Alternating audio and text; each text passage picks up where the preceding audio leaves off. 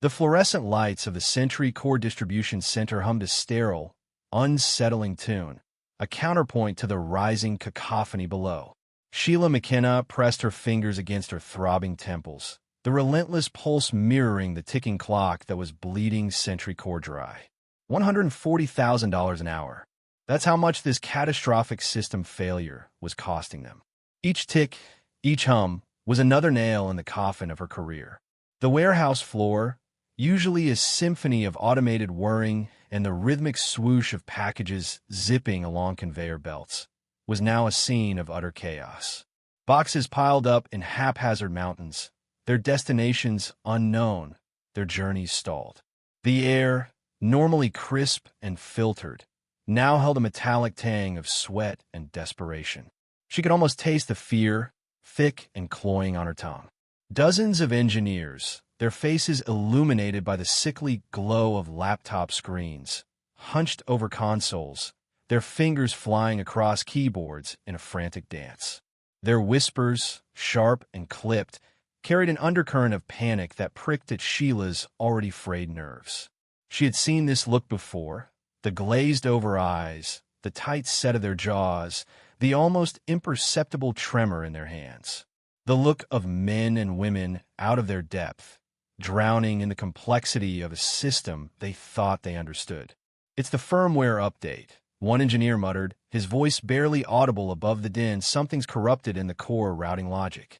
Sheila recognized him, a young man named Ben, usually brimming with confidence, now reduced to a mumbling shadow of his former self. She swallowed the bitter taste rising in her throat. The firmware update. Her decision, the one that was supposed to optimize efficiency, boost throughput, and solidify her position as a rising star within Sentry Corps. Now, it was a festering wound, threatening to unravel everything she had worked for. The weight of responsibility pressed down on her, heavy and suffocating. 20 engineers failed, she breathed, the words barely escaping her lips. A delivery guy fixed it in minutes with a beat-up tablet and no badge. The memory of Derek Boon, the unlikely savior, flashed before her eyes. He had appeared out of nowhere, a quiet, unassuming figure in a faded Sentry Corps uniform, his presence as incongruous as a sunflower in a steel mill. While the engineers floundered, lost in a labyrinth of code and diagnostics, he had calmly assessed the situation, his eyes scanning the blinking lights and tangled wires with an unnerving intensity. He had asked a few pointed questions, his voice soft but steady, his gaze unwavering. Then, with the practiced ease of a surgeon, he had connected his tablet to the system, his fingers dancing across the screen, weaving lines of code that seemed to hum with an almost magical energy. Within minutes, the chaotic symphony of the warehouse began to resolve itself, the conveyor belts whirring back to life, the packages resuming their interrupted journeys.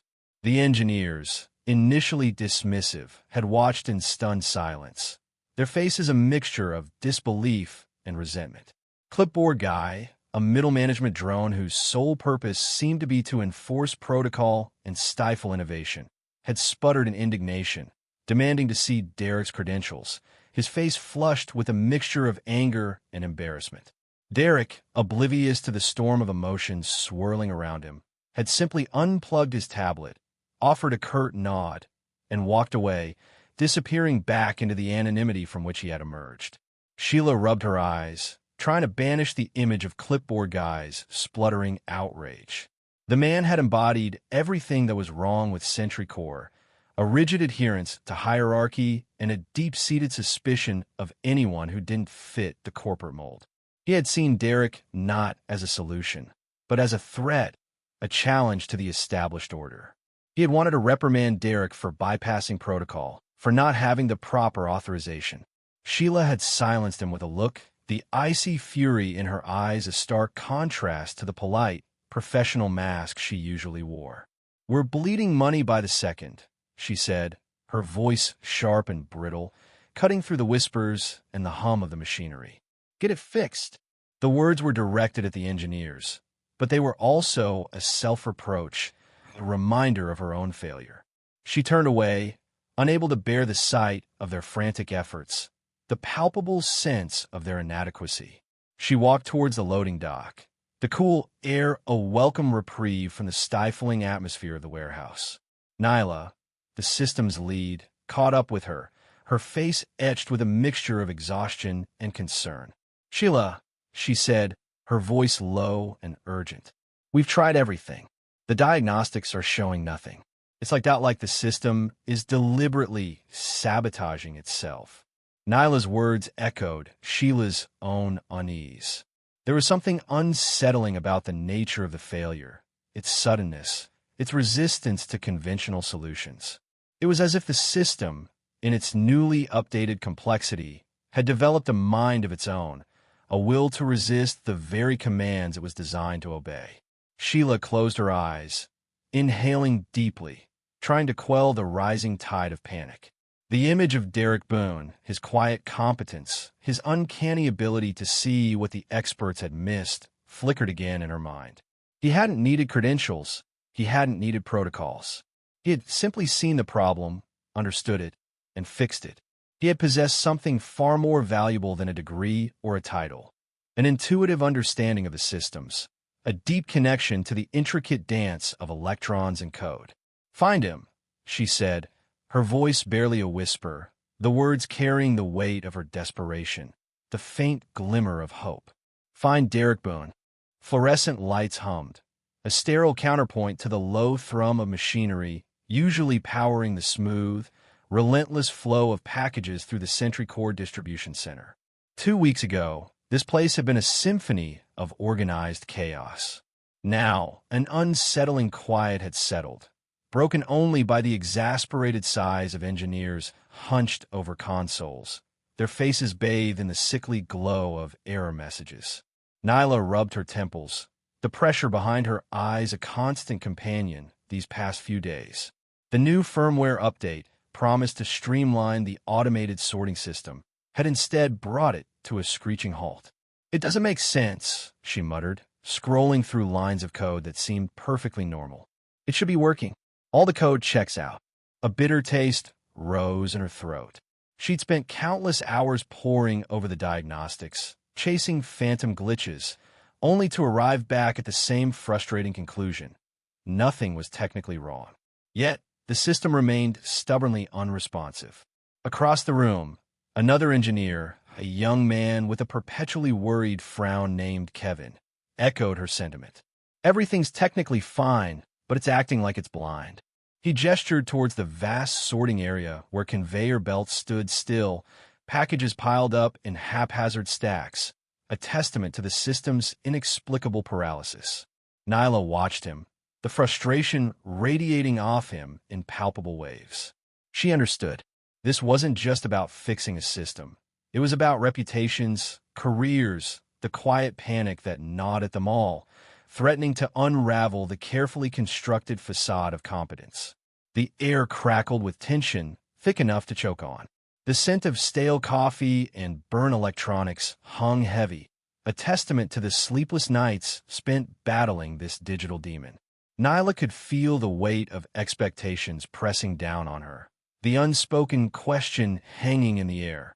When would this be fixed? She swallowed hard, pushing down the rising tide of anxiety. This was her project, her responsibility. Failure wasn't an option. She pushed away from the console, the chair scraping against the polished floor, the sound amplified in the unnerving quiet. Pacing helped, a small physical release for the mental pressure cooker she found herself in. Each click of her heels against the concrete felt like a metronome ticking down to some unknown, catastrophic deadline. She could practically feel the phantom vibrations of her phone, expecting the summons from above, the inevitable demand for answers she didn't have. "Have you tried isolating the optical sensors?" she asked Kevin, her voice sharper than she intended. She instantly regretted the tone, the stress making her brittle. Kevin flinched, his shoulders hunching defensively. "Yes," he replied, his voice tight. "Multiple times. They're calibrated, receiving power, everything checks out." He ran a hand through his already disheveled hair, a gesture of pure frustration. Nyla watched him, a pang of sympathy twisting in her gut. They were all in this together, drowning in a sea of data, grasping at straws. It's almost like it's being told to ignore everything, she murmured, more to herself than to him. The thought hung in the air, a seed of an idea, too fragile to grasp. A throat cleared behind them, the sound cutting through the tense silence. Clipboard Guy, as they nicknamed him, stood there, his expression a careful mask of professional concern. His presence always carried a subtle undercurrent of judgment, a reminder of the corporate hierarchy watching their every move. Nyla's stomach clenched. His appearance never boded well. "Any progress?" he asked, his tone neutral, yet somehow accusatory. Nyla forced a smile, a brittle, artificial thing. "We're working on it," she replied, the words tasting like ash in her mouth. She could practically hear the unspoken addendum. "Not fast enough." Clipboard Guy's gaze swept over the room, taking in the slumped figures, the flickering screens displaying endless lines of code, the growing piles of undelivered packages. "We need this fixed, people," he said, his voice laced with a thinly veiled threat. "This is costing the company serious money. Every minute this system is down, our losses are mounting." He tapped his clipboard, the sound echoing in the tense silence. "I need updates. Regular updates." He turned and walked away, his crisp footsteps receding, leaving a palpable void of pressure in his wake. Nyla let out a shaky breath she hadn't realized she'd been holding. She looked at Kevin, his face pale and drawn. He avoided her gaze, staring intently at his console, his fingers flying across the keyboard, a frantic dance against the inevitable. Nyla felt a wave of exhaustion wash over her, a bone-deep weariness that went beyond lack of sleep. It was the weight of the impossible, the gnawing fear of failure, the suffocating pressure of a system that seemed to defy all logic. She closed her eyes, willing herself to find a solution, a crack in the impenetrable wall of this digital enigma. But the answer, elusive and frustrating, remained just beyond her grasp. The hum of the machinery, silent and accusing, filled the void. This was a war they were losing, a battle fought against a ghost in the machine. The rhythmic click of the van door latching was a small, familiar sound in Derek Boon's meticulously ordered world. Twice. Always twice to be sure. He straightened from securing the cargo premium pet food, guaranteed delivery within 24 hours, no exceptions, and ran a gloved hand over the pristine white flank of his delivery van. 6:57 a.m., 3 minutes ahead of schedule. Derek allowed himself a small, private nod. Precision was its own reward, a quiet hum of satisfaction against the chaotic backdrop of the world. He glanced at the loading dock of Sentry Corps' Tulsa Distribution Center, Bay 14 looming large and impersonal. A faint thrum of machinery, usually a constant presence, seemed strangely absent. He dismissed it as a momentary lapse in his perception, chalking it up to the pre-dawn quiet. Another small, self-satisfied smile played on his lips. He preferred the stillness. It allowed him to think, to plan his route, to optimize every second of his day. He reached into his meticulously organized satchel, retrieving the designated delivery slip. Item 37B, recipient, Sentry Corps Robotics Division. Strange. Pet food for robots. Derek's mind briefly entertained the image of a metallic canine crunching kibble, a flicker of amusement in his usually serious demeanor. He swiftly suppressed it. Idle speculation was inefficient. He approached Bay 14. The rhythmic tap of his steel-toed boots against the concrete a steady counterpoint to the gnawing silence emanating from within the warehouse. It was an unnatural quiet, the kind that precedes a storm. He hesitated for a fraction of a second, a prickle of unease at the back of his neck. This wasn't right. The air usually buzzed with activity at this hour, forklifts whirring, conveyor belts humming, the shouts of workers echoing through the vast space. Now nothing. Even the loading bay doors, usually open to receive the morning influx of deliveries, were tightly shut. He pushed the button beside the door, the expected clang of the bell strangely muted. He waited, his internal clock ticking off the seconds. 153045, still nothing.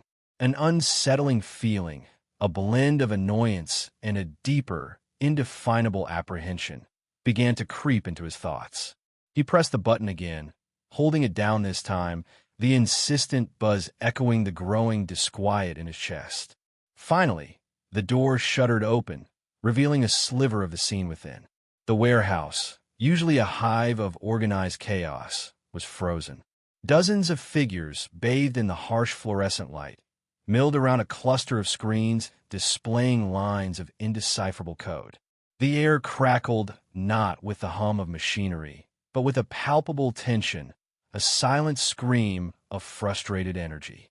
Sheila McKenna, her face pale and drawn, paced like a caged animal, her phone clutched in her hand. Dark circles under her eyes betrayed the sleepless night she'd undoubtedly endured. Each hurried step, each sharp intake of breath, spoke of a desperation Derek instinctively recognized. He'd seen that same look in the eyes of stranded motorists, their faces etched with the helplessness of a world suddenly gone wrong. The sight triggered a familiar surge of empathy within him, a quiet urge to fix, to mend, to restore order. He pushed the door open further, stepping into the chaotic scene. "Delivery for Robotics Division," he announced, his voice a calm counterpoint to the frantic whispers that filled the air. Several heads turned, their expressions a mixture of irritation and bewilderment. A woman with fiery red hair and piercing blue eyes, who Derek later learned was Nyla, the system's lead, detached herself from the group, her gaze sharp and assessing. "We're a little busy right now," she said, her voice tight with strain. "The system's down. Completely." Derek took in the scene, his mind working with the swift precision of a finely tuned machine. The silent screens, the frozen conveyor belts, the palpable tension, it all clicked into place. A systems failure, and a major one, judging by the sheer number of engineers huddled around the unresponsive monitors. He glanced at the delivery slip in his hand. Robotics Division, pet food, an incongruous detail, a misplaced piece in a puzzle. He filed it away for later consideration. "What seems to be the problem?" he asked, his tone neutral, betraying none of the intricate calculations already taking place in his mind. Nyla gave him a weary, incredulous look. "The problem? The entire automated sorting system is offline. Millions of dollars of inventory are stuck, and we haven't shipped a single package in 6 hours. Do you have a degree in systems engineering, by any chance, hidden beneath that delivery uniform?" Derek's mind raced, sifting through the fragments of information he'd gleaned from open-source forums, late-night coding sessions, and a lifetime of tinkering with discarded electronics. "Firmware update," he ventured, his gaze fixed on the flickering error messages displayed on a nearby monitor. Nyla's eyes widened slightly, a flicker of surprise replacing the skepticism. "How did—" she began, then stopped, her gaze narrowing. "Who are you?" A man in a neatly pressed suit, clipboard clutched tightly in his hand, approached, his expression a mask of corporate disapproval. "He's a delivery driver," he interjected, his tone dismissive. What could he possibly know? This was Clipboard Guy, Derek registered. The gatekeeper, the embodiment of corporate hierarchy. He ignored him, his focus remaining on Nyla, sensing a flicker of openness, a willingness to consider the unconventional. "I noticed the absence of a usual operational hum," Derek explained, his voice calm and measured. "A complete shutdown suggests a core system failure, not a peripheral issue. The recent firmware update is the most likely culprit." He pointed to a specific line of code displayed on the screen. "This looks like a compatibility conflict with the sorting algorithm. A simple recalibration should resolve the issue." Nyla stared at the code, her mind racing. It was a possibility, a small glimmer of hope in the overwhelming darkness of the past few hours. The other engineers, their faces a mixture of disbelief and resentment, began to murmur amongst themselves. Clipboard Guy puffed out his chest, his skepticism palpable. "Absolutely not. We have a team of highly trained professionals working on this. We don't need some delivery driver interfering." But Nyla, driven by desperation and a growing sense of intuition, overruled him. "Let him try," she said, her voice carrying a new note of authority. "We've got nothing to lose."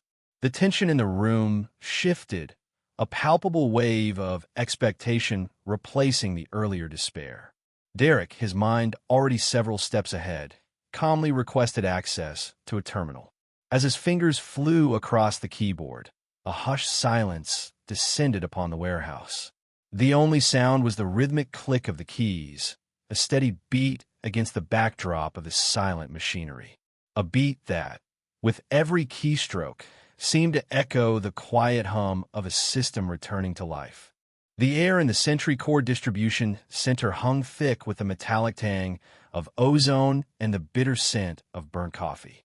Fluorescent lights hummed overhead, casting a sterile glow on the chaotic scene below. Sheila McKenna pressed her fingertips to her throbbing temples, the rhythmic pulse a counterpoint to the erratic flashing of the status monitors. Each blink of red was a fresh stab of anxiety, a reminder of the mounting costs spiraling with every second the system remained offline. "Just breathe, Sheila. Just breathe." But the air felt thin, insufficient to fill the growing void of dread in her chest. She'd aged a decade in the past 12 hours, the weight of responsibility pressing down with the force of a collapsing star. Derek Boon, oblivious to the brewing storm, pushed open the heavy loading bay door. The sudden rush of cooler air, carrying the faint scent of diesel and asphalt, was a welcome change from the stifling atmosphere of his delivery van. He hefted the package, a surprisingly light box for its size, and stepped into the cavernous warehouse. The usual hum of activity was replaced by an unsettling quiet, punctuated by the frantic tapping of keyboards and the hushed, urgent tones of stressed voices. Something's not right, he thought, a prickle of unease settling in his gut. This wasn't the usual organized chaos he'd grown accustomed to. He approached the receiving desk, where a harried clerk barely glanced up as he signed for the delivery. Derek, used to the cursory interactions, didn't mind. He preferred to observe, to piece together the unspoken narratives hidden beneath the surface of everyday life. His eyes, sharp and observant, scanned the warehouse, taking in the unusual stillness of the conveyor belts, the clusters of engineers huddled around monitors, their faces etched with a mixture of frustration and bewilderment. He noticed a large display screen flashing a series of error codes, a cryptic language he understood better than most. "We've wiped the entire diagnostic queue again, and it still won't reroute." A voice, laced with exhaustion, echoed from the cluster of engineers. Derek's gaze drifted towards the screen. 42B, 00F sensor array misread. The code, seemingly random to the untrained eye, resonated with a familiarity that surprised even him. He'd encountered a similar issue while tinkering with a salvaged industrial robot arm last year. The solution, a simple recalibration of the sensor's sensitivity, had taken him less than an hour.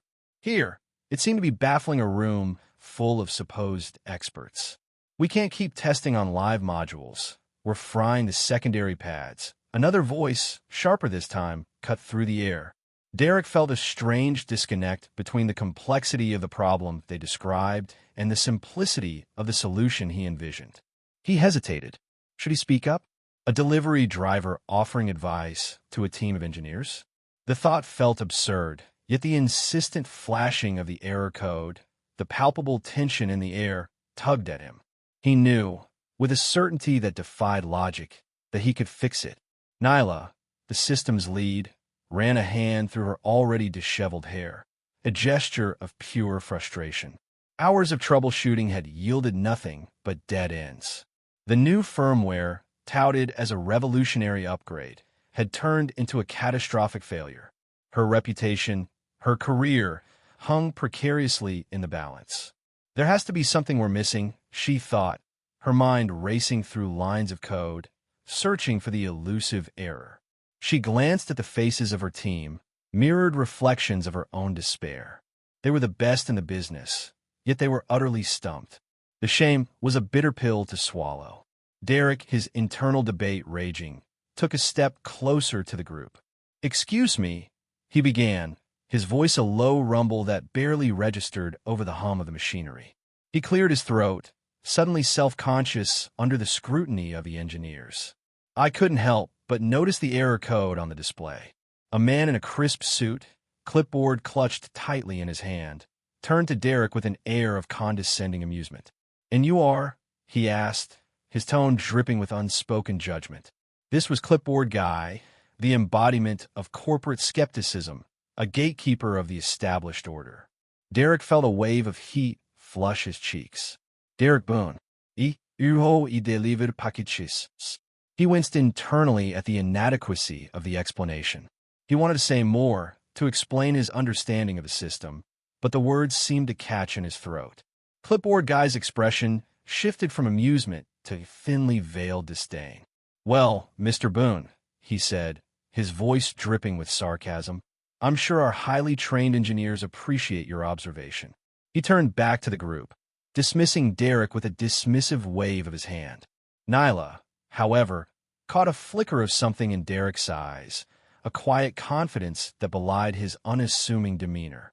She'd seen that look before, in the eyes of programmers who'd spent countless nights wrestling with complex code, in the eyes of engineers who understood the intricate dance of hardware and software. It was the look of someone who knew. "What did you notice about the error code?" she asked, her voice a quiet counterpoint to Clipboard Guy's dismissiveness. Derek, emboldened by her interest, pointed to the flashing display. 42B00F. It indicates a sensor array misread. It's not a software issue. It's a hardware calibration problem. The sensitivity's probably off by a few microvolts. A ripple of disbelief went through the group. Could this delivery driver, this outsider with no credentials, have stumbled upon the solution that had eluded them for hours? Clipboard Guy scoffed, but Nyla, ignoring him, felt a spark of hope ignite within her.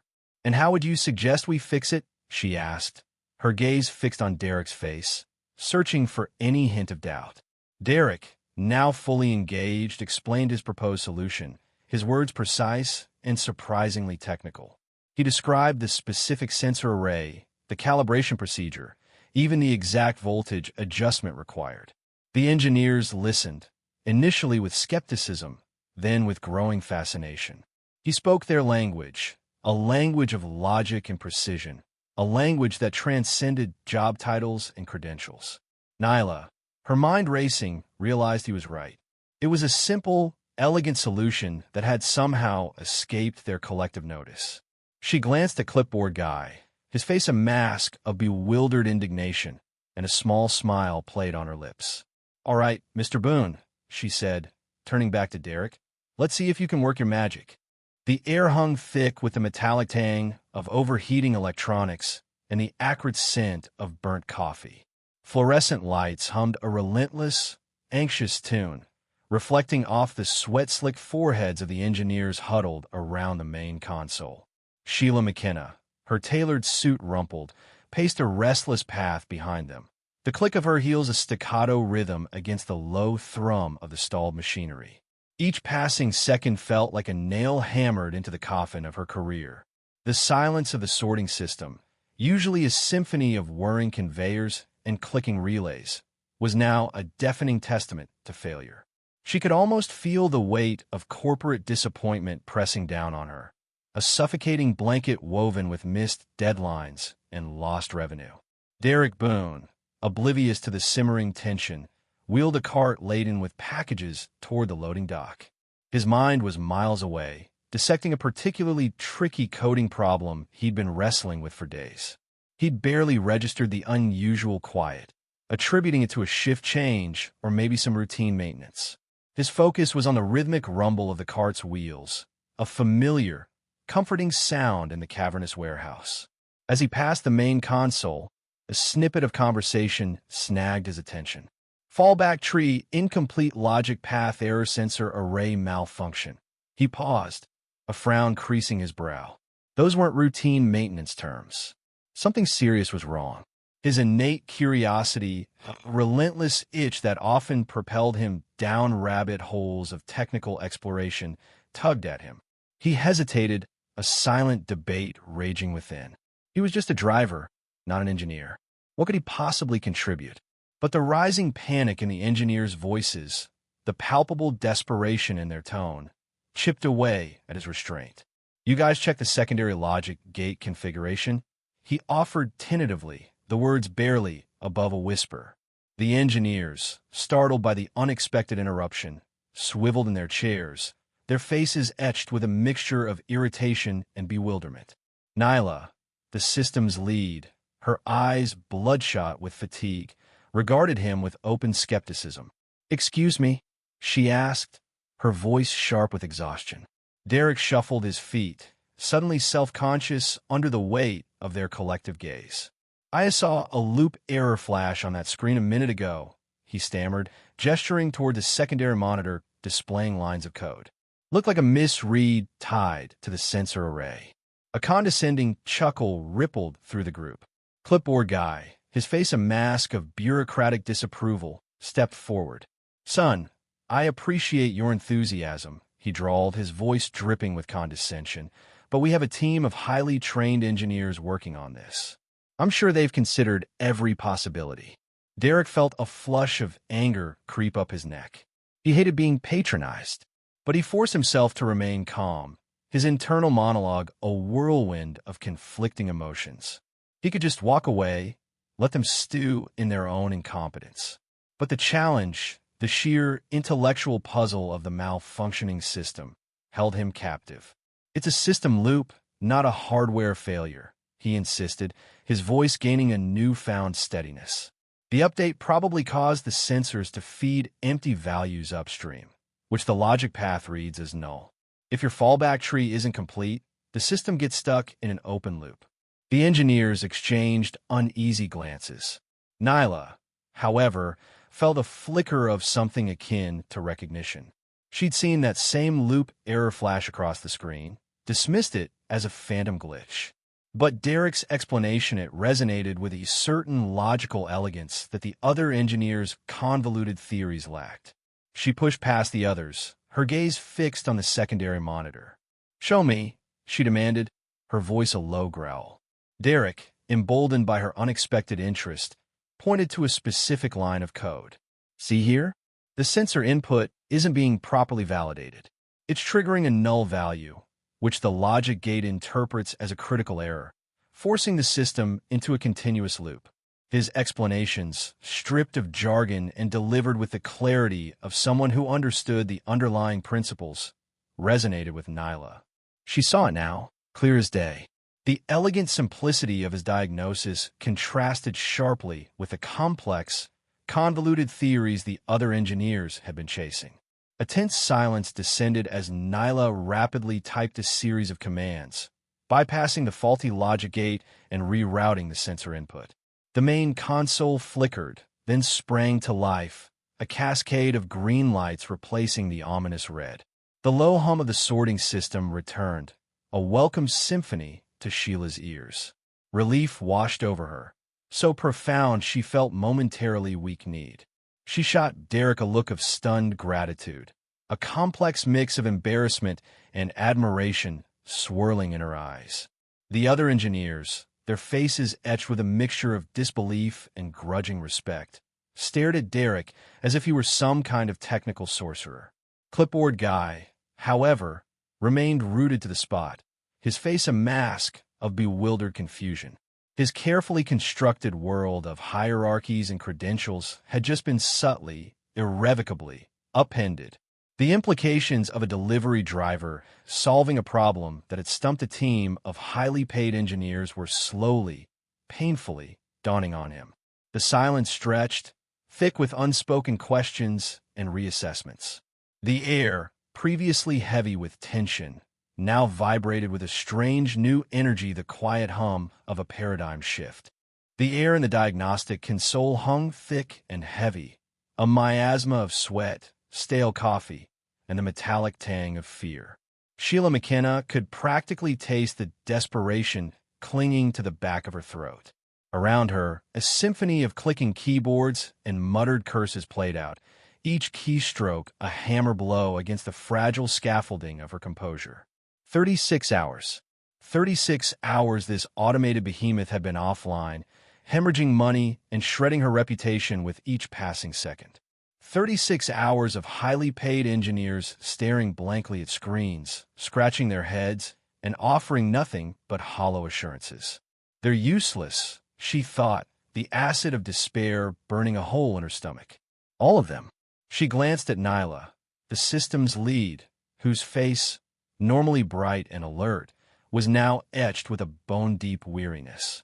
Even Nyla, with her unwavering confidence and seemingly infinite knowledge, seemed to have reached the end of her rope.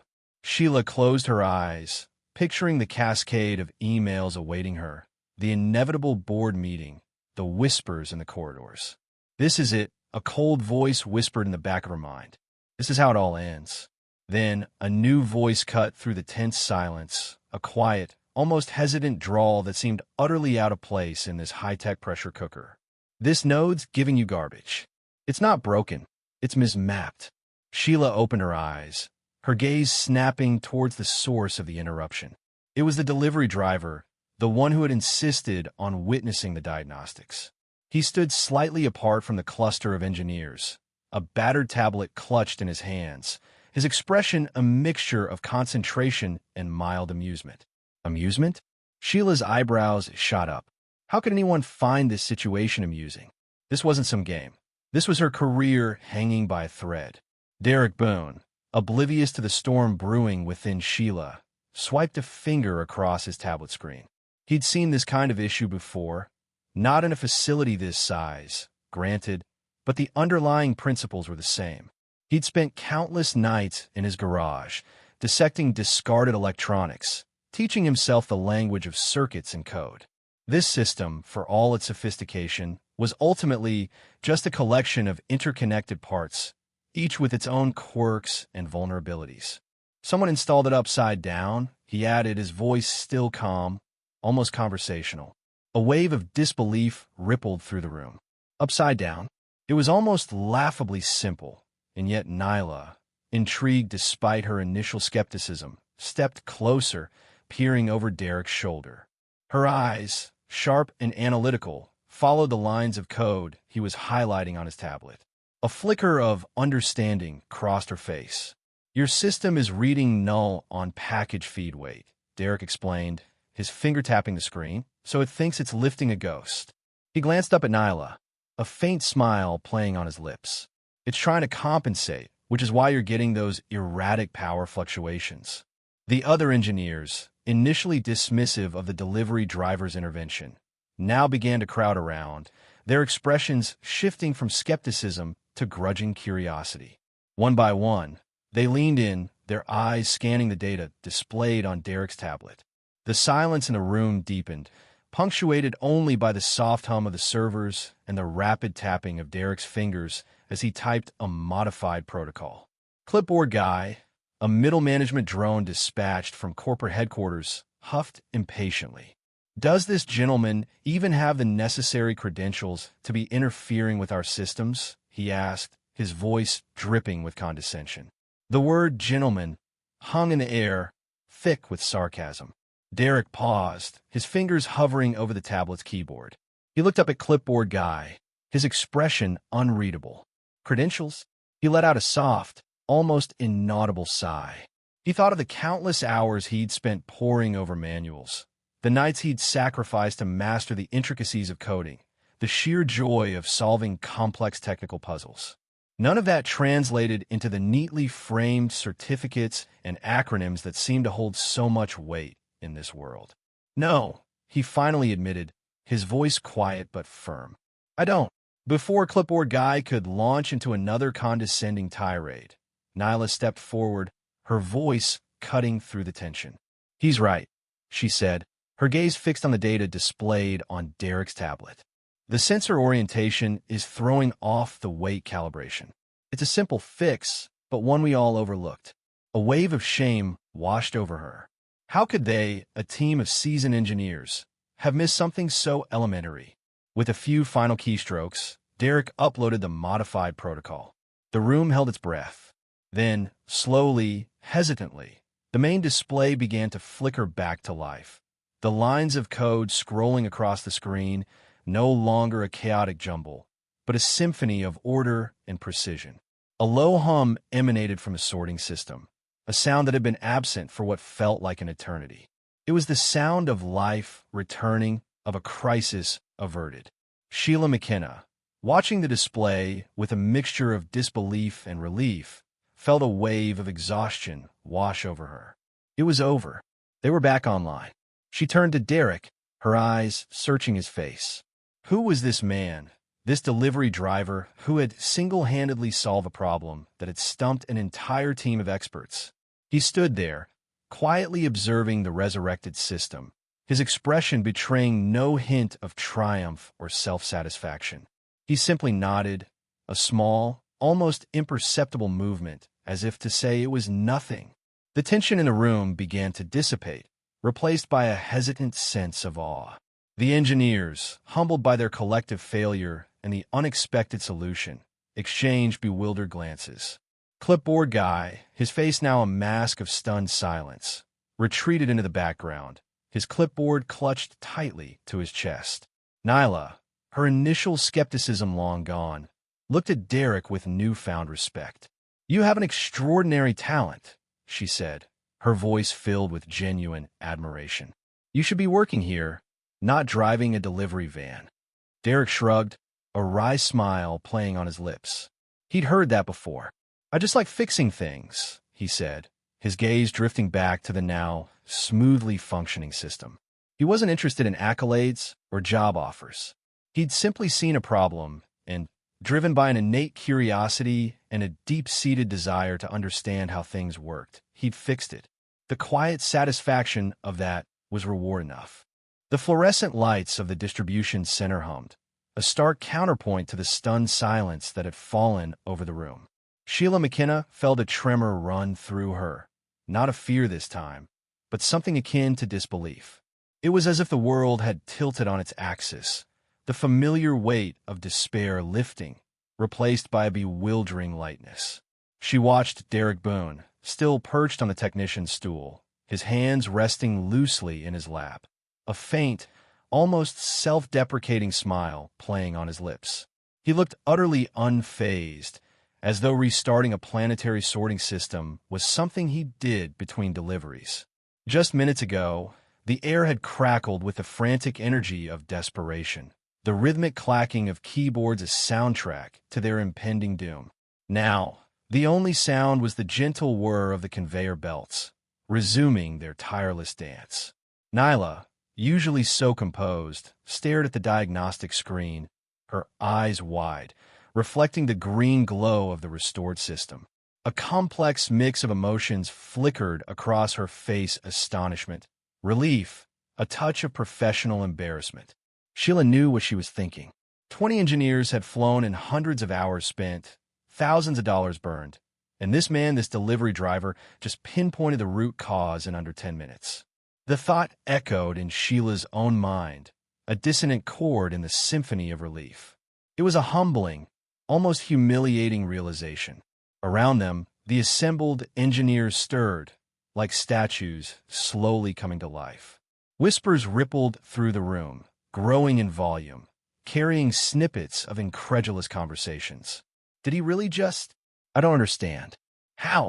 The questions hung in the air, thick with confusion. One of the younger engineers, a fresh-faced graduate from MIT, pushed his way to the front, his expression a mixture of awe and bewilderment. "You're not just a driver, are you?" he asked, his voice barely above a whisper. Derek looked up, a flicker of surprise in his eyes, and then a slow smile spread across his face. "Well," he drawled, a hint of amusement in his tone, "I do deliver. Just not usually software patches." The humor, so unexpected, broke the tension slightly. A few nervous chuckles rippled through the crowd, but the underlying disbelief remained, a palpable current in the air. Clipboard Guy, his face a mask of skepticism, stepped forward, his voice sharp. "We've had people from MIT and Stanford working on this," he said, his gaze fixed on Derek. "Are you really telling us a delivery driver fixed what they couldn't?" His tone was accusatory, laced with the kind of ingrained prejudice that Sheila had grown to loathe within the corporate hierarchy. Derek's expression remained unchanged, almost serene. He seemed to weigh the man's words, considering them, not with defensiveness, but with a kind of quiet contemplation. Sheila could almost see the wheels turning in his head, the rapid-fire analysis, the logical deductions. He doesn't need to defend himself, she thought, a surge of admiration rising within her. His actions speak louder than any words. They were looking in the wrong place, Derek finally said, his voice calm and steady. He turned to Nyla, his eyes alight with a quiet intensity. The firmware update corrupted a specific subroutine within the routing logic. It wasn't a hardware issue or even a major software bug. It was a tiny, misplaced comma in the code. Easy to miss if you're looking at the bigger picture. Nyla, still processing the speed and accuracy of Derek's diagnosis, nodded slowly. She replayed his words in her mind, the simplicity of his explanation striking her with the force of revelation. She had been so focused on the complex algorithms and intricate hardware interactions that she had overlooked the most basic of errors. A wave of shame washed over her, quickly replaced by a surge of professional curiosity. How did you know where to look?" she asked, her voice barely above a whisper. Derek shrugged. "I've always been fascinated by systems," he said, a faraway look in his eyes. "How things work, how they connect. I spend my days driving, but my nights I tinker. I learn. I've rebuilt engines, designed circuits, coded basic AI." He spoke with a quiet passion, a humility that belied the depth of his knowledge. His words hung in the air, a stark contrast to the sterile, credential-obsessed environment of the distribution center. Sheila felt a shift in the room, a subtle but palpable change in the energy. The initial skepticism and resistance seemed to be giving way to a grudging respect, a flicker of curiosity. The engineers, their faces etched with a mixture of bewilderment and fascination, began to cluster around Derek, peppering him with questions. They wanted to understand. They needed to understand. The hierarchical walls, so carefully constructed, were beginning to crumble. And in that moment, Sheila knew something profound had shifted. It wasn't just the system that had been restarted. It was something much larger, something more fundamental. A recognition, perhaps, that true expertise could come from the most unexpected of places. A realization that sometimes the most valuable insights came not from those with the most impressive titles, but from those with the keenest eyes and the most inquisitive minds. The quiet delivery driver, the unseen talent, had not just saved the day. He had, in a way, redefined it. The fluorescent lights of the Sentry Corps distribution center hummed, a stark contrast to the quiet efficiency that usually permeated the vast space. The air, thick with the metallic scent of machinery and the faint, acrid undercurrent of burnt electronics, crackled with residual tension. Sheila McKenna, her face etched with exhaustion, stood by the main control panel, the rhythmic blinking of the restored system a counterpoint to the tremor in her hand. It had been a near-catastrophic day, a day that had chipped away at the carefully constructed edifice of her career, leaving it teetering precariously close to the abyss. Now, watching the conveyor belts were back to life, a slow, unsteady relief began to bloom in her chest, fragile as early spring blossoms. Derek Boon stood slightly apart, a quiet observer amidst the flurry of activity. He'd traded his worn delivery driver uniform for a borrowed Sentry Corps technician's jumpsuit, the fabric stiff and unfamiliar against his skin.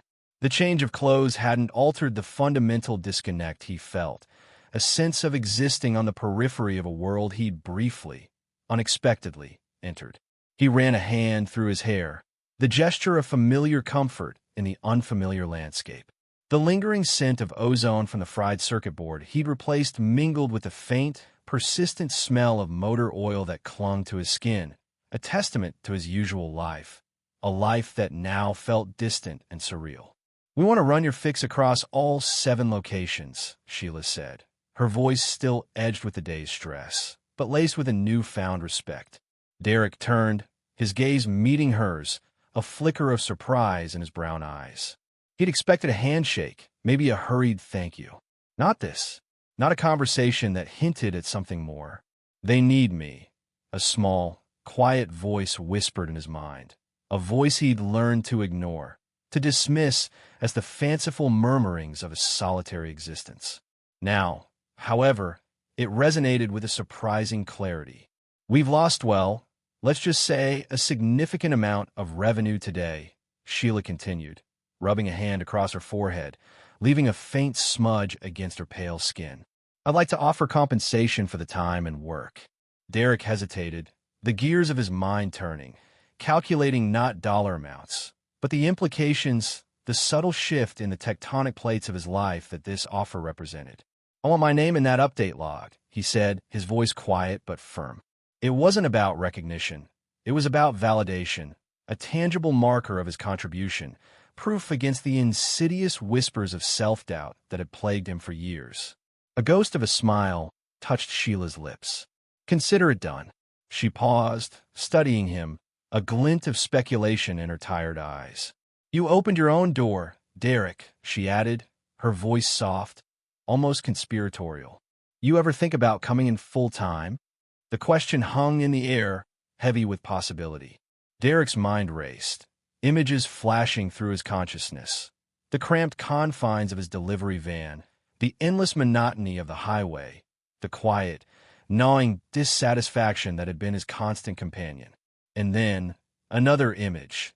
The intricate circuitry of the sorting system, the elegant lines of code scrolling across his mental screen, the thrill of problem-solving, the quiet hum of satisfaction. The choice felt monumental, a fork in the road, one path leading to the familiar, the other to the unknown. "I don't need a title to do what I do," he replied, his voice a low murmur, a reflection of his own internal debate. It was a deflection, a way to buy time, to process the seismic shift this day had brought. Nyla, the system's lead, stepped forward, her gaze fixed on Derek, a mixture of admiration and curiosity in her eyes. "You have a rare gift, Derek," she said, her voice quiet but sincere. "Don't let it go to waste." She paused, a knowing smile playing on her lips. "Besides," she added, "imagine what you could do with access to our resources." Her words resonated, painting a vivid picture of possibilities he hadn't dared to imagine. The resources, the challenges, the sheer intellectual stimulation, it was a siren's call, a lure he found increasingly difficult to resist. The other engineers, initially dismissive, now clustered around, their faces a mixture of awe and grudging respect.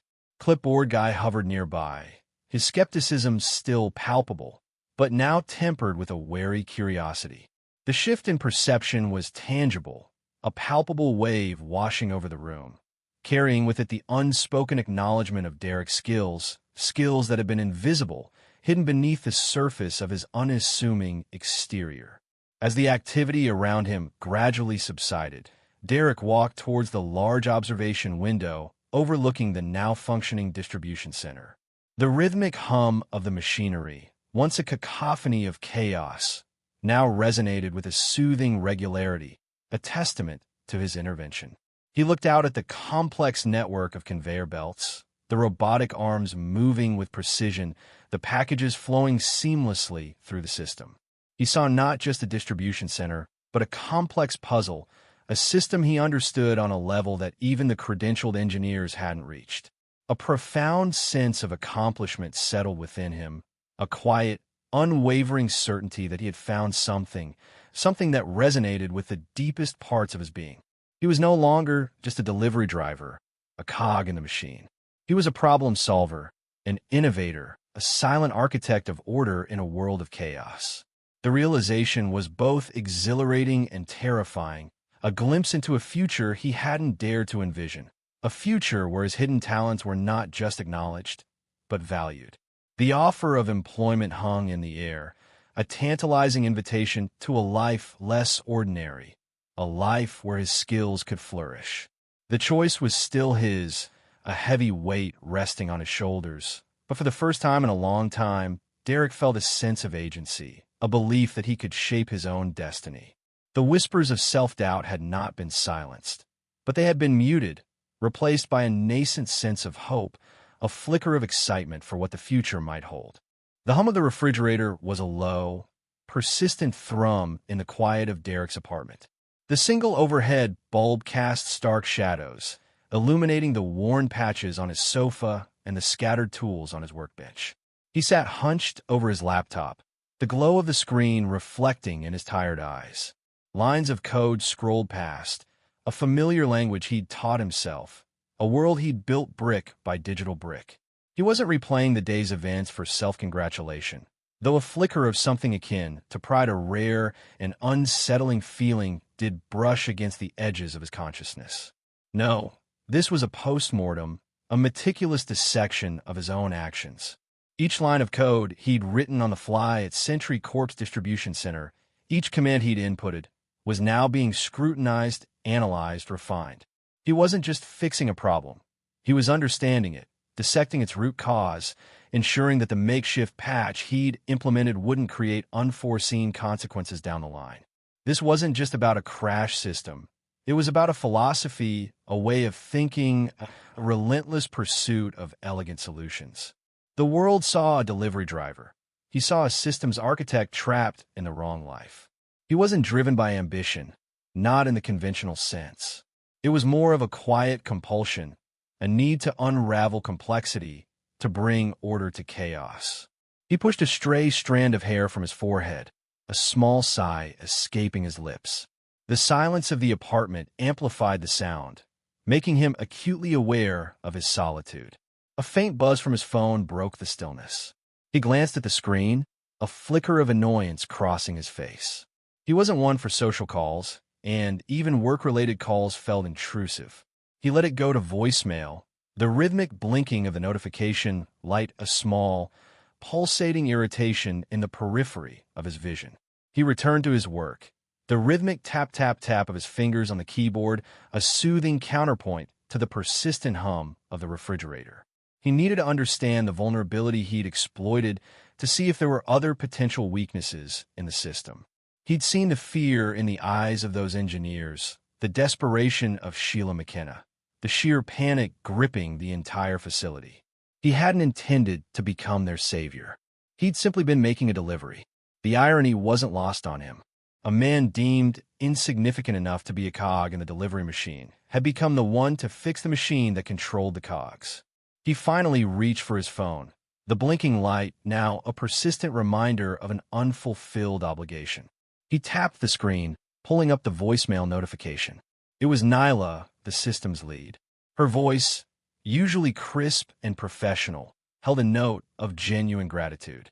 "Hey Derek, it's Nyla. Just wanted to say thank you again. The patch worked perfectly. Everything's back online, and Sheila's already on the phone with legal, trying to figure out how much money we lost in those few hours, which is a lot. Just thought you should know that it mattered. What you did, it mattered."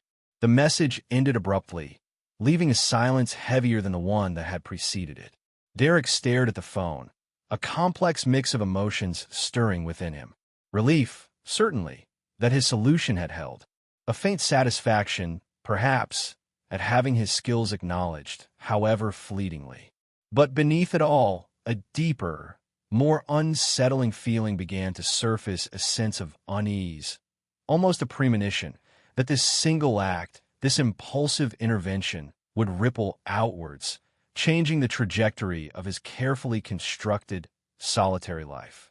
He'd always preferred the shadows, the anonymity of the background. He'd never sought recognition, never craved the spotlight. He'd been content in the quiet hum of his own world, a world built on logic and code, a world where he understood the rules, where he controlled the variables. But Nyla's words, "it mattered," echoed in his mind, a small crack in the foundation of his carefully constructed solitude. It mattered. The phrase reverberated, carrying a weight he hadn't anticipated. He rubbed his eyes, the fatigue of the day finally catching up with him. He thought about the clipboard guy, the embodiment of corporate skepticism, the man who had initially dismissed him. He thought about the engineers, their faces a mixture of bewilderment and resentment. He thought about Sheila McKenna, her initial desperation giving way to a cautious hope. And then he thought about Nyla, the only one who had seemed to see him, not as a delivery driver, but as someone who could solve a problem. He closed his eyes, the image of the complex code scrolling through his mind, a language he understood better than any spoken word. He wasn't sure what the future held, but one thing was certain. The quiet hum of his life had been disrupted. The world, once a predictable sequence of code, now seemed full of unpredictable variables. The thought, instead of unsettling him, sparked a flicker off some ething. Not quite excitement, not yet. More like a quiet anticipation, a sense of possibility he hadn't allowed himself to feel in a very long time. He opened his laptop again, the glow of the screen illuminating his face. He had work to do. He needed to prepare. The stale air of the conference room hung heavy, thick with the remnants of lukewarm coffee and the phantom scent of desperation. Fluorescent lights hummed overhead, casting a sterile glow on the exhausted faces gathered around the polished table.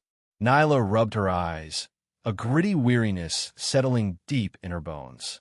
Hours had bled into one another since the automated sorting system had ceased, each tick of the clock echoing the mounting financial losses. And then, the most improbable of saviors, a delivery driver. The thought still sent a ripple of disbelief through her. The man's not even on the payroll. One of the senior engineers, a man named Javier, muttered, shaking his head in bewildered admiration. His voice, usually brimming with confidence, held a note of humbled awe. Nyla watched him, noting the subtle slump of his shoulders, the lines etched deeper around his eyes. He'd spent the last 12 hours hunched over his console, battling the code that had brought their state-of-the-art system to its knees. He'd staked his reputation on this system, and the failure chafed at his professional pride. Nyla could almost feel the weight of it radiating from him, a palpable aura of frustration and self-doubt. And he's out here writing better code than we've seen all week. Another engineer, a young woman named Chloe, added. Her voice, though quieter, carried a sharp edge of realization. Nyla saw it in her eyes, the unsettling awareness of how close they had been to complete and utter failure. How easily their collective expertise had been eclipsed by someone outside their carefully constructed hierarchy. The silence that followed was thick with unspoken implications. The hum of the fluorescent lights seemed to grow louder, filling the void with an almost accusatory drone. Nyla looked around the room, taking the faces of her colleagues, the exhaustion, the bewilderment, the dawning comprehension. It was a moment of uncomfortable truth, a stark reminder of the limitations of their meticulously crafted world of credentials and certifications. Nyla thought back to Derek, the way his fingers had danced over the keyboard, the almost casual ease with which he had navigated the complex code. He hadn't approached the problem with the weight of their expectations, the pressure of their reputations. He'd simply seen a problem and solved it, his mind uncluttered by the politics and hierarchies that often stifled innovation. There was an elegance to his solution, a simplicity that spoke not only of technical brilliance, but also of a different kind of understanding, one that transcended textbooks and certifications.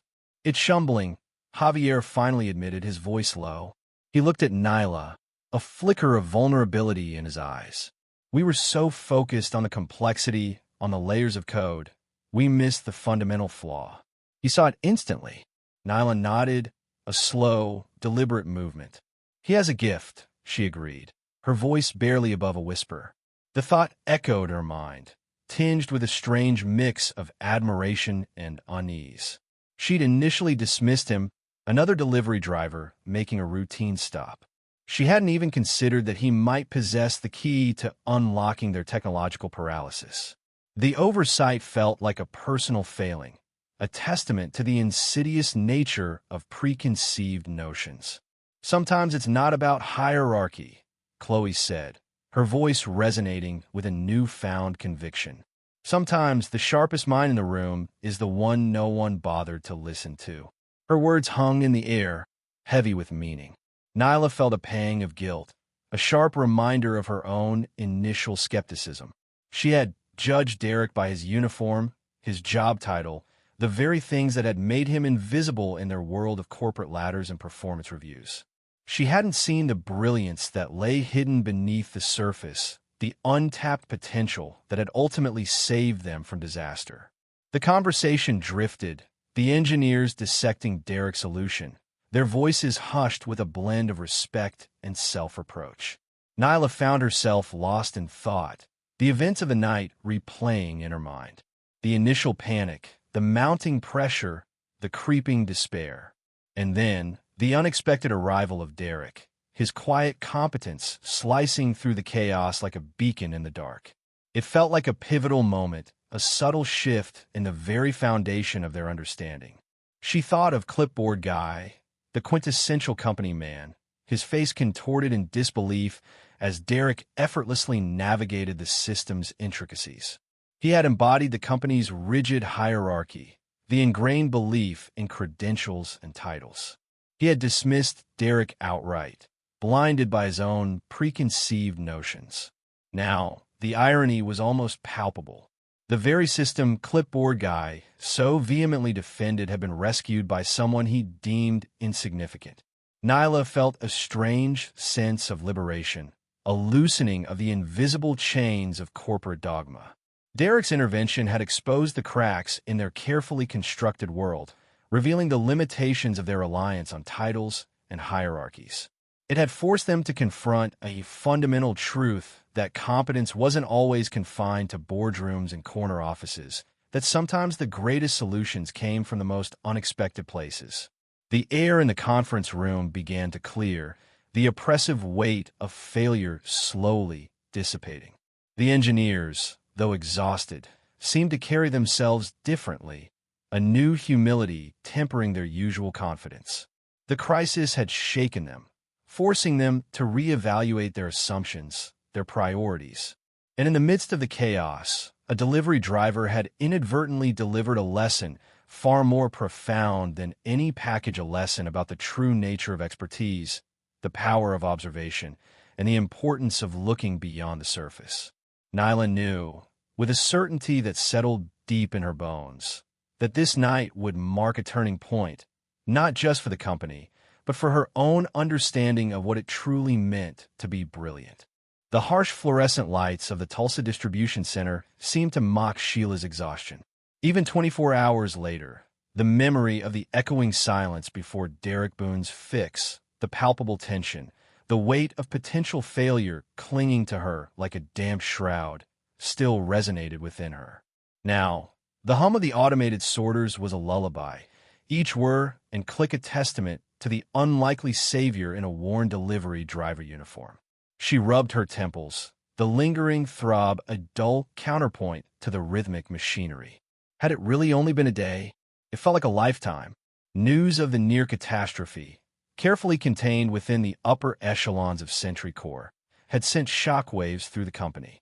Sheila had barely slept, fielding calls from regional directors, each one a subtle accusation disguised as concern.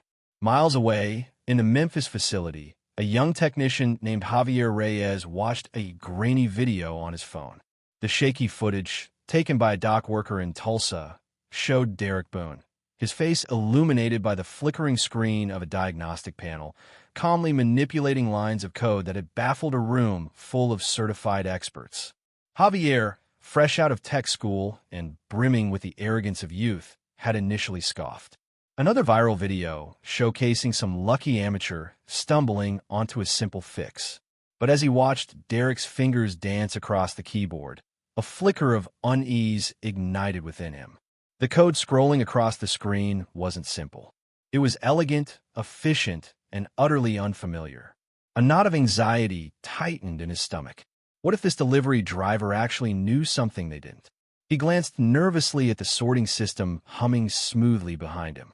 The same system, recently updated with the same firmware that had crippled Tulsa. He replayed the video, this time with a growing sense of dread.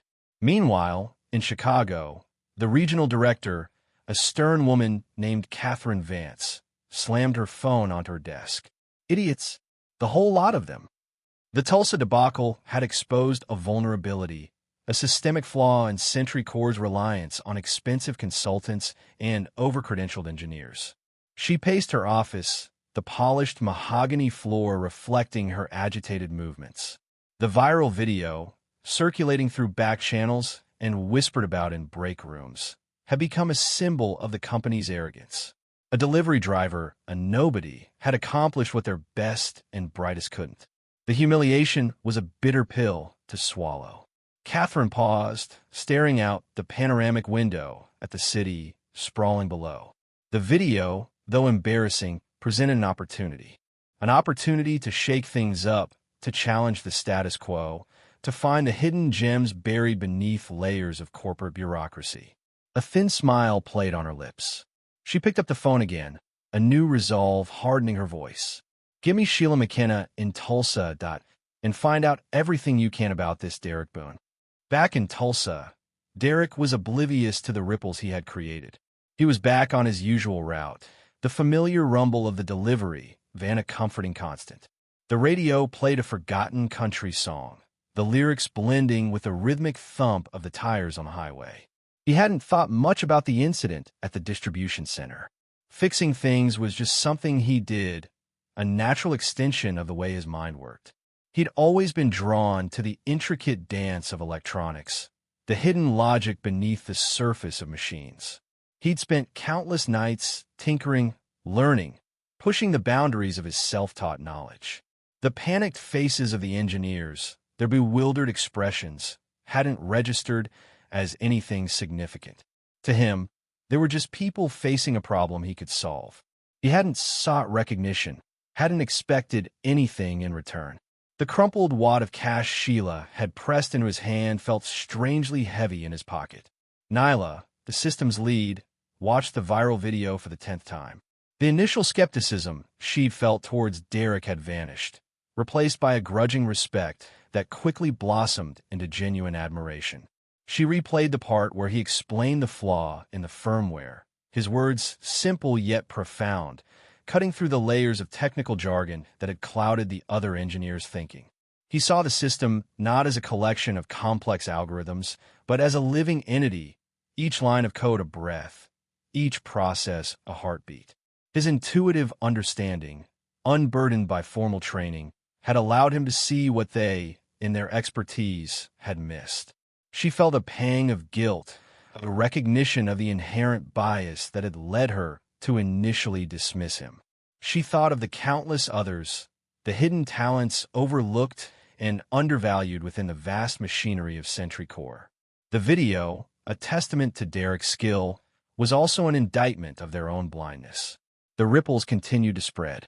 In smaller distribution centers, in regional offices, in the gleaming headquarters of Sentry Corps, the video sparked conversations. Whispers turned into debates, debates into demands for change. The incident at Tulsa, initially perceived as a crisis, became a catalyst. It exposed the limitations of relying solely on credentials, the dangers of dismissing those who didn't fit the established mold. The video, grainy and unpolished, became a symbol of the untapped potential hidden within the ranks, a reminder that sometimes the most valuable solutions come from the most unexpected places.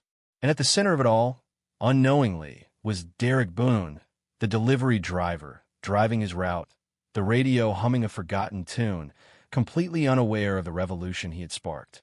The Tulsa wind, a dry, restless whisper against his cheek, carried the scent of dust and diesel. Derek Boon gripped the steering wheel of his battered delivery van, the rhythm of the engine a familiar lullaby. He was on his usual route, a predictable circuit of strip malls and industrial parks, the kind of landscape that faded into the background after a while, leaving only the quiet hum of routine in his mind.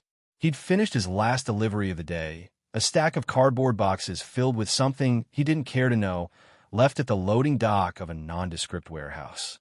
The sun, a molten orange disk sinking below the horizon, cast long, skeletal shadows that danced on the cracked asphalt. He thought about the events of the past few days, the chaos at the Sentry Corps distribution center, the bewilderment of the engineers, the almost comical relief on Sheila McKenna's face. A small smile played at the corner of his lips. He hadn't sought the spotlight, hadn't even known there was a stage. He'd simply seen a problem, a puzzle itching to be solved, and his mind had latched onto it with the single-minded focus of a bloodhound on a scent. always been that way, ever since he was a kid, taking apart radios and rebuilding them just to see how they worked. It was an itch, a compulsion, a need to understand the intricate workings of things. His phone buzzed, a jarring interruption to the quiet hum of the engine. He glanced at the screen. Nyla. A flicker of something he couldn't quite name, apprehension, perhaps, or a touch of annoyance ran through him. He answered, "Hey, Derek, it's Nyla." Her voice, crisp and professional, cut through the wind noise. "Hey," he replied, keeping his voice neutral. He had a feeling he knew what this call was about. "Look, I wanted to follow up about your skills." There was a slight hesitation in her voice, a hint of uncertainty that surprised him. "A few people around here have been talking, and well, you ever think about doing this full-time? Tech consulting? There are people asking." Derek's grip tightened on the steering wheel. He gazed out at the fading light, the world outside his window blurring into streaks of color. Consulting. The word echoed in his mind, conjuring images of sterile offices, endless meetings, and the stifling weight of expectations. He could almost smell the stale coffee and hear the drone of PowerPoint presentations. He shuddered inwardly. "Maybe," he said slowly, drawing the word out, buying himself time. His mind raced. He could see the appeal, the stability, the potential to earn real money. He could almost feel the weight of a thick business card in his hand, the prestige of a title. But then another image, equally vivid, flashed before him. The open road, the wind in his hair, the freedom to set his own schedule, to be his own boss. He could smell the exhaust fumes, feel the rumble of the engine beneath him, a tangible reminder of his independence. "Maybe," he repeated, his voice firmer this time, "but only if I get to keep wearing boots." A soft chuckle came from the other end of the line. "Boots?" "Yeah, boots," he said, a small smile tugging at the corners of his lips. He imagined Nyla, probably perched in some sleek, modern office, surrounded by gleaming chrome and glass. He pictured her in a tailored suit, her expression a mixture of amusement and bewilderment. The image made him smile wider. "Okay, Boots," Nyla conceded, her voice tinged with humor. "I'll make a note of that." The conversation drifted to technicalities, rates, potential clients. Derek listened, his mind only half engaged. He was aware of the opportunity unfolding before him, the doors that were opening, the possibilities that stretched out like an uncharted highway. But a part of him, a deep, primal part, resisted. He liked the simplicity of his life, the predictability of his route, the quiet solitude of the open road. He liked the freedom to disappear, to blend into the background, to be just another anonymous face in the crowd. He concluded the call with Nyla, a vague agreement to meet and discuss things further hanging in the air. He hung up the phone and tossed it onto the passenger seat. The silence that followed was almost deafening, broken only by the hum of the engine and the whisper of the wind. He took a deep breath, the dry, dusty air filling his lungs. The setting sun painted the sky in hues of orange, purple, and gold, a breathtaking spectacle that unfolded before him every evening. He often wondered how many people, caught up in the rush of their lives, failed to notice the beauty that surrounded them, the simple wonders that unfolded in the everyday. He pulled over to the side of the road, cut the engine, and stepped out of the van. He leaned against the warm metal, the fading heat of the engine radiating against his back. He looked up at the sky, the vast expanse of color stretching out before him like a canvas. He thought about the engineers at Sentry Corps, their frantic efforts, their frustrated sighs, their palpable sense of defeat. He thought about Sheila McKenna, the weight of responsibility etched on her face, the relief that had washed over her when the system finally flickered back to life. He thought about Nyla, her initial skepticism giving way to grudging admiration, then to genuine respect. He knew he had a gift, a rare and valuable skill. He knew he could use it to climb the ladder, to achieve success, to earn the kind of recognition he'd never sought but that others seemed to crave. But as he stood there, bathed in the warm glow of the setting sun, the wind whispering secrets in his ear, he realized that success wasn't measured in dollars or titles, but in the quiet satisfaction of a job well done, into freedom to choose his own path, to live life on his own terms. He pushed himself off the van, climbed back into the driver's seat, and started the engine. The road stretched out before him, a ribbon of asphalt disappearing into the twilight. He put the van in gear and drove on. The rumble of the engine, a comforting vibration beneath him, a reminder of the simple, uncluttered life he had chosen, a life he wouldn't trade for all the corner offices and business cards in the world. The late afternoon sun cast long shadows across the loading dock, painting the corrugated metal in hues of orange and rust. Derek Boon, his delivery route nearly complete, wrestled a bulky package from the back of his van, the familiar ache in his lower back a dull thrum against the day's fatigue. He hadn't thought much about the incident at the Sentry Corps distribution center since it happened. The whole thing felt surreal, a bizarre detour in his otherwise predictable routine. He'd fixed their problem, gotten a grudging thanks, and gone back to his life. The viral video, however, had a life of its own.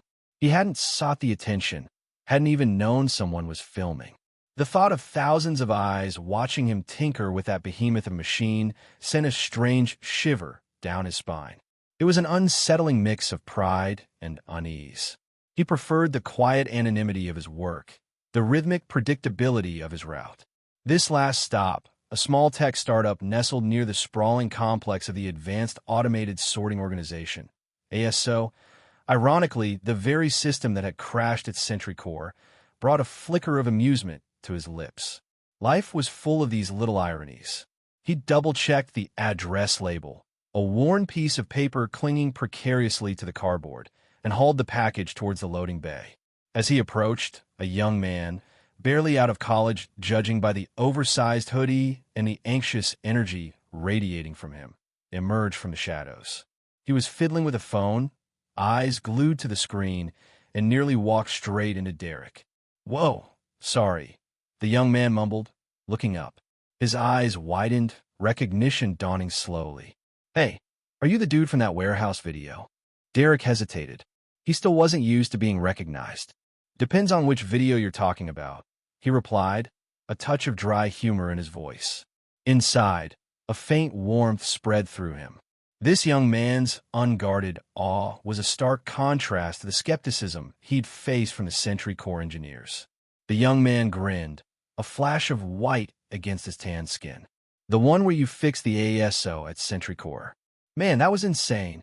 You just walked in there like a ninja or something, and those guys, the engineers, he trailed off, searching for the right word.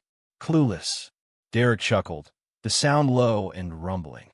"They were just looking in the wrong place," he said, shifting the weight of the package.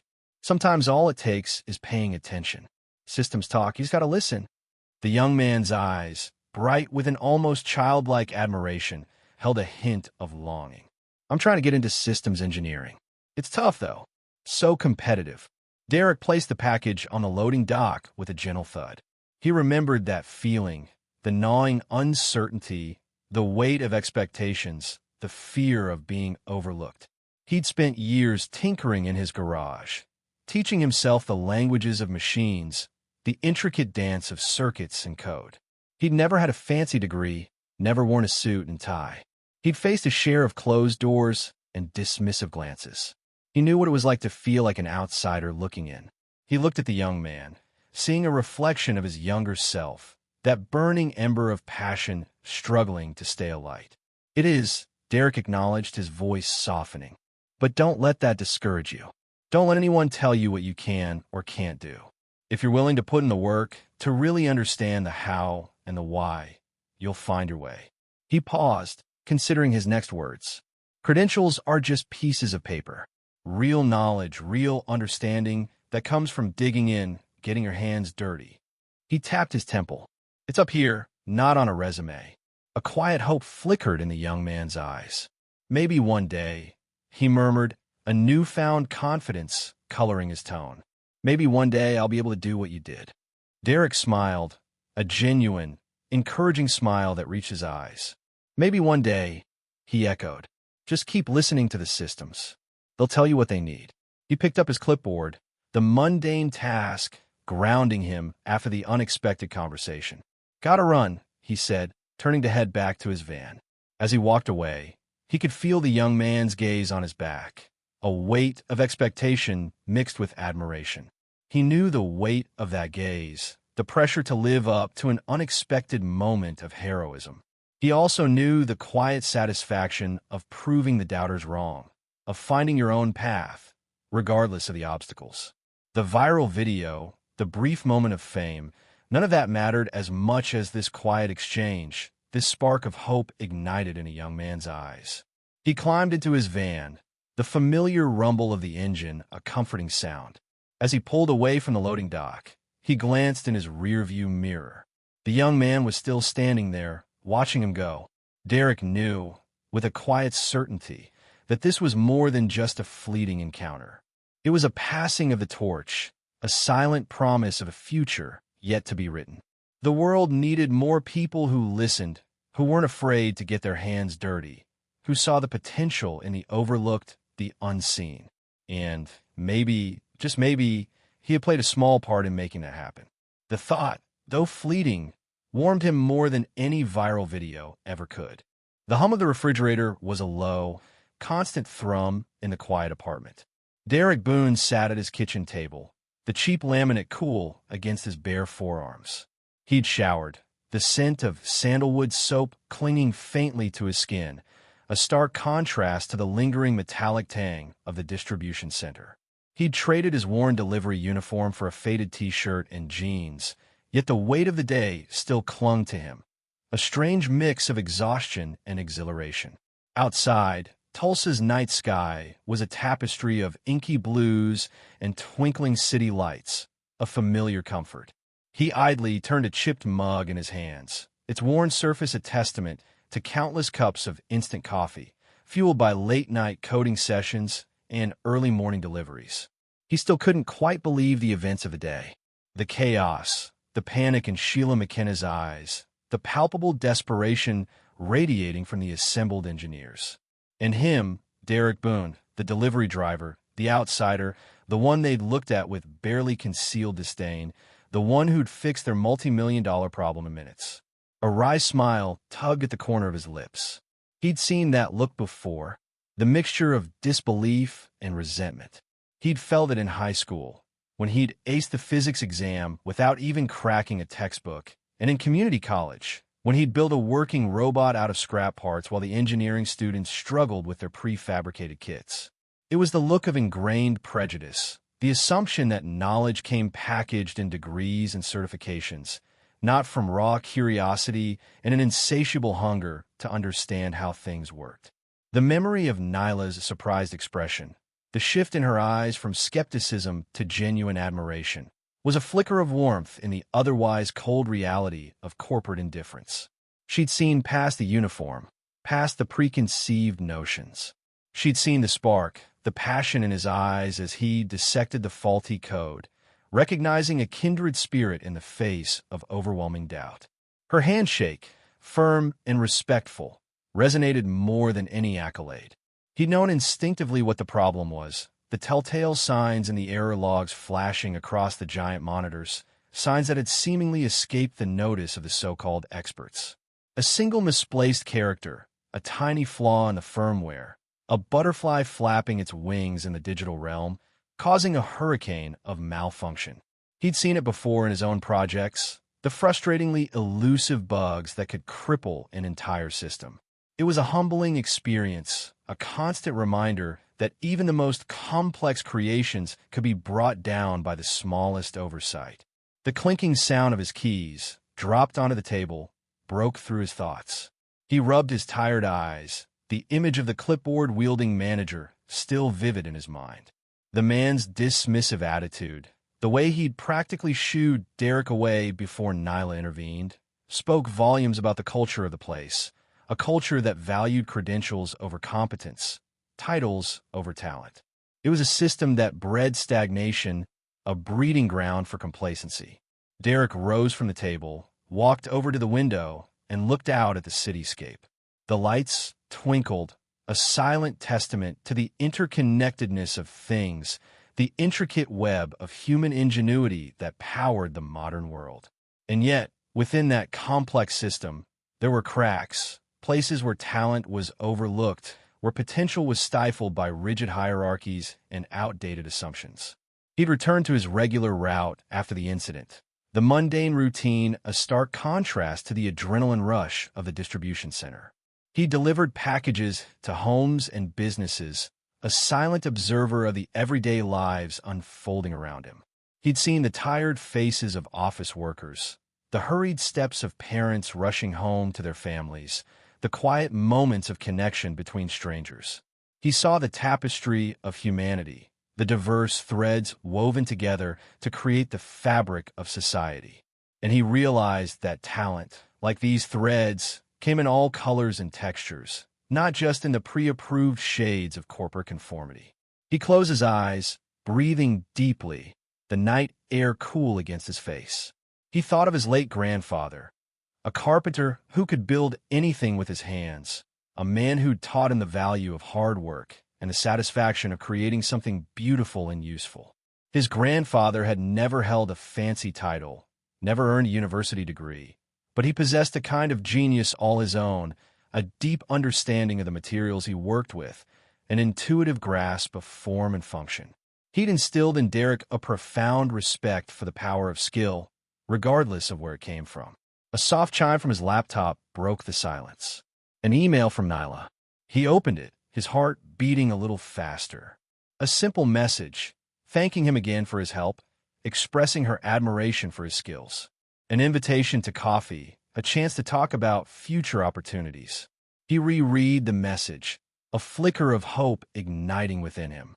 Maybe, just maybe, this was the beginning of something new, a chance to break free from the confines of his current existence, to find a place where his skills were valued, where he could truly shine. He looked back out at the city lights, the vast expanse of possibility stretching before him. He knew the road ahead wouldn't be easy. He knew there would be more clipboard guys, more skeptical glances, more challenges to overcome. But he also knew that he had something special, a gift that couldn't be quantified by a degree or a job title. He had the courage to follow his passion, the tenacity to keep learning, the unwavering belief in his own abilities. And as he turned away from the window, a quiet resolve settled within him. Real brilliance doesn't always come in a lab coat or a corporate title. It blooms in unexpected places, in the minds of those who dare to question, to explore, to create. Don't wait for permission to be great.